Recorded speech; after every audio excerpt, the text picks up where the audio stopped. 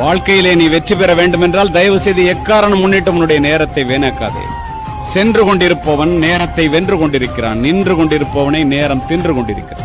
இந்தியர்கள் கடிகாரத்தில் மணியை மட்டும் பார்க்கின்றோம், அமெரிக்கர்கள் மணியோடு சேர்த்து நிமிடத்தையும் பார்க்கின்றார்கள், ஜப்பானியர்களும் ஐரோப்பியர்களும் நிமிடத்தோடு சேர்த்து வினாடியையும் பார்க்கின்றார்கள். 4 மாதங்களுக்கு முன்னால் சுவிட்சர்லாந்து நாட்டிலே உரையாற்றுவதற்காக சென்றுவிட்டு ஜூரிச் ரயில்வே ஸ்டேஷன்ல போய் உட்கார்ந்துருக்கணும். ட்ரெயினை பிடிக்கணும், ஜெர்மனி போறது.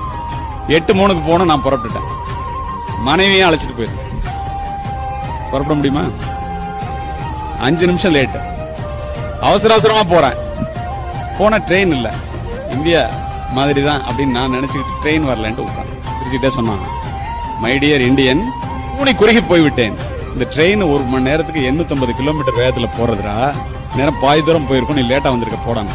திரும்பி மனைவியை பார்த்தேன். ஒரு டிக்கெட் 57,000 ரூபாய், 2 டிக்கெட் 1,14,000 ரூபாய். பாக்குறத தவிர வேற என்ன பண்ண முடியும்?